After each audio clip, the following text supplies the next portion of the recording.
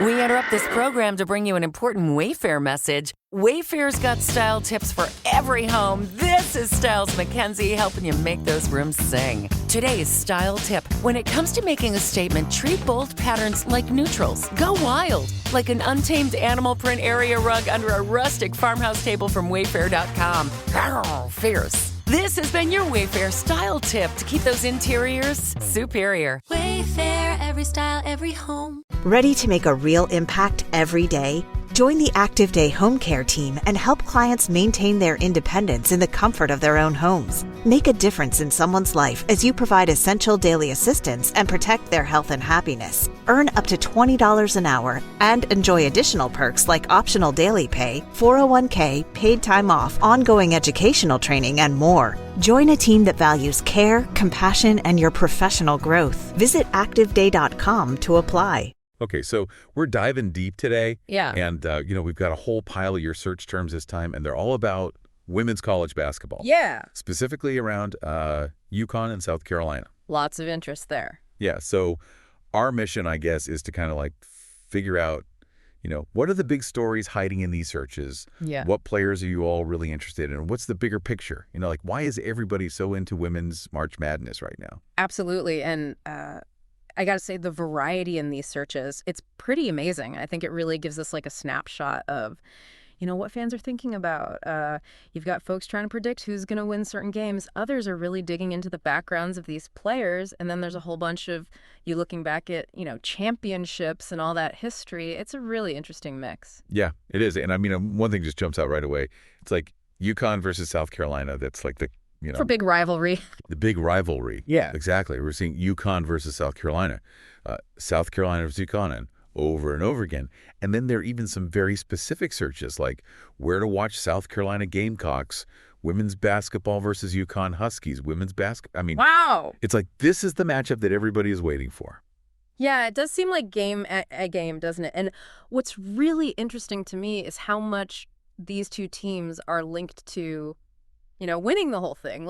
When we look at how many searches mention women's final or women's national championship, and they almost always mention one of these two teams. You know what I mean? It really seems like everyone just assumes that they're going to be the ones battling it out in the end. It's like the championship fight that's been building all season. Exactly. And speaking of big names, Paige Bueckers is shining bright in these searches. Oh, yeah. She's huge. We see a ton of questions like, where is Paige Bueckers from? How many points did Paige Bueckers score today? Even has Paige Bueckers won a national championship? There's a real fascination with her. Oh, yeah, for sure. And, it's a testament to how important individual players have become in, building fan excitement. Yeah. She's this incredible talent. And it seems like she's bringing in even people who don't normally watch women's basketball.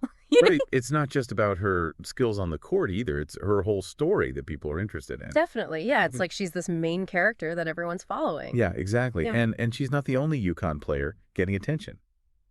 We're seeing Ati Fudd UConn a bunch of times. So clearly people are making that connection. Then there's Sarah Strong. And Sarah Strong UConn, another name that's popping up a lot for UConn fans. Right. Caitlin Chen and Aaliyah Edwards are also mentioned in connection with UConn. It seems like there's a real deep interest in that whole roster. It's not just about the superstar. Yeah, totally. I think these searches tell us that fans really, understand and appreciate all the different players on the team and how they fit together. It's not just about one person. Right. And then on the South Carolina side, maybe we don't see the same individual player names popping up quite as much as with Bueckers. But when we look at all the searches for Gamecock women basketball or Gamecocks women's basketball, it's clear that there's a ton of interest in that team as a whole. And, players like KK Arnold, Camila Cardoso, Malaysia, Full Wiley, they're all implied in those team searches. Mm-hmm. And, of course, Dawn Staley's name comes up, too, which is, a huge testament to her impact. Oh, yeah, for sure. I'm curious, though, why do you think the search patterns might be a little different for these two teams? The focus on individual players for UConn versus the more team-centric searches for South Carolina. That's a great question. Maybe it has something to do with the different ways these teams are playing, or maybe even the way the media talks about them. South Carolina has been so successful under Coach Staley. Maybe that makes people focus more on the whole team, the collective effort. And then with UConn, maybe Bueckers' journey and her return from injury, that's a really strong story. And maybe that's driving all the individual searches. Right. That makes sense. But yeah, I think it's really interesting that both of these teams are clearly generating so much excitement. Yeah, for sure. And then, shifting gears a little bit, a lot of these searches are all about the tournament itself. We're seeing NCAA Women's Championship, NCAA Women's Final Four, NCAA basketball tournament, and of course, all the variations of Women's March Madness. It's like people really invested in the whole experience. Yeah, totally. And I think that makes sense when you think about it. March Madness is this huge event. It's when even people who don't usually watch college basketball tune in. And these searches are reflecting that, the drama and the excitement of the tournament. It's like the peak of the whole season. And people aren't just thinking about this here either. We see searches like Shunka National Championship 2025 and Sunshut Tournament 2025, which I think is pretty cool. Like, folks are already looking ahead. That's awesome. Yeah, and then there are the questions about when is Sunshut Championship game? When is the National Championship game? It's like people are planning their viewing schedules. Yeah. We even saw Sunshut Women's Basketball today and some searches mentioning specific dates. It's like a real-time connection to the games. Yeah, and that makes sense, right? Information is so accessible these days. Fans want to know the scores and everything as soon as it happens. Exactly. And I think the number of searches for scores really shows just how emotionally invested people are in these games. Oh, yeah, for sure. And then beyond the current season and the results, there's a real interest in the history of these programs, too. We're seeing searches like, who won Women's March Madness 2024? UConn Women's Basketball Championships, UConn Women's National Championships. Last time UConn Women won National Championship. It's like people are trying to understand the bigger picture, the historical context. Yeah, I agree. And I think that context is really important, because it helps us understand the rivalry that's happening right now. Like, UConn has this amazing dynasty, and then South Carolina has become this dominant force more recently. So it's kind of like this story of, tradition versus this new power, and fans want to know where these teams have come from so they can appreciate where they are now and what might happen in the future. Right, exactly. And then, something else that I think is really encouraging is that it's not just about UConn and South Carolina. Mm-hmm.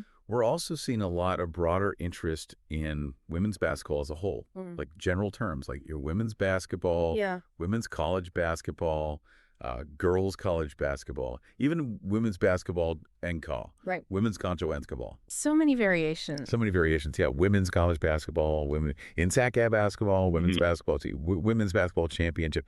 Like, it seems like there's just this growing audience for the sport in general. Yeah, I totally agree. And I think that's such a good sign. It means that the sport is growing beyond just one rivalry, increased media coverage, all these amazing storylines, and just the incredible athleticism that we're seeing on the court. It's all coming together to bring in more fans. I think it's a really positive development. Yeah. And then we also see Gigi Bryant and Vanessa Bryant in these searches, which is interesting. It makes you think about the broader cultural impact of women's basketball. Yeah, absolutely. And the people who have championed the sport. And then we see China Ogo Mike, too, which shows an interest in these prominent figures in the sport, both past and present. Right. And I think those searches really highlight how, women's basketball is more than just the games themselves. It's about the stories, the cultural impact, and these individuals who have made such a huge difference. Exactly. And it's kind of funny, but in the middle of all this focus on women's basketball, there's this one single mention of UConn Huskies men's basketball versus South Carolina Gamecocks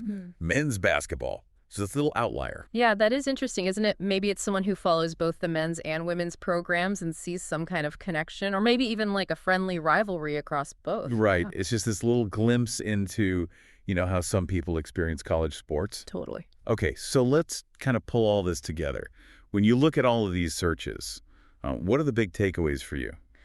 Well, the main thing is definitely the rivalry between UConn and South Carolina. It's clearly captivating a lot of people's attention and driving a huge amount of these searches, and then fueling that rivalry are these incredible players, especially Paige Bueckers, who's clearly a fan favorite. Yeah, and the NCAA tournament is like the stage for all of this. People aren't just watching the regular season games. They're following these teams through March Madness, checking the schedules, finding out how to watch the games, and, just obsessively checking the scores.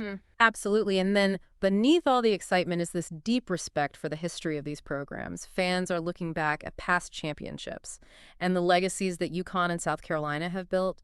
And that gives, this extra layer of meaning to their games today. Right. And I think maybe the most encouraging thing is that this isn't just about two teams. It's about the growth of women's college basketball in general. It seems like there's a whole new wave of fans who are discovering the sport. And, That's really exciting. Totally. And all the different ways people are searching for information about women's basketball, that tells me that the audience is becoming more knowledgeable and more enthusiastic, and that's just fantastic for the future of the sport.